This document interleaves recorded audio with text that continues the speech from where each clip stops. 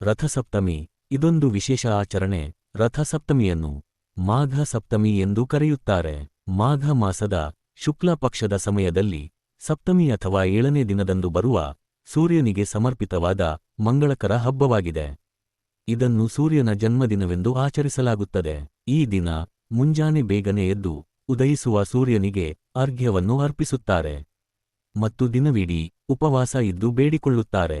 ಈ ದಿನದಂದು ಸೂರ್ಯ ದೇವರನ್ನು ಪೂಜಿಸಿದರೆ ಅದೃಷ್ಟ ಲಭಿಸುತ್ತದೆ ಎನ್ನುವ ನಂಬಿಕೆಯಿದೆ.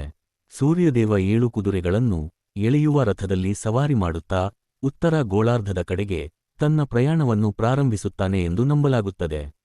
ಈ ರಥ ಸಪ್ತಮಿಯ ದಿನದಂದು ಸೂರ್ಯ ದೇವರು ಇಡೀ ಪ್ರಪಂಚದ ಜ್ಞಾನವನ್ನು ಹೆಚ್ಚಿಸಲು ಪ್ರಾರಂಭಿಸಿದರು. ಈ ದಿನದಂದು ಸೂರ್ಯನನ್ನು ಆರಾಧಿಸುವುದರಿಂದ ಮತ್ತು ಉಪವಾಸವನ್ನು ಆಚರಿಸುವುದರಿಂದ ಎಲ್ಲಾ ರೀತಿಯ ಪಾಪಗಳಿಂದ ಮುಕ್ತಿ ಪಡೆಯಬಹುದು.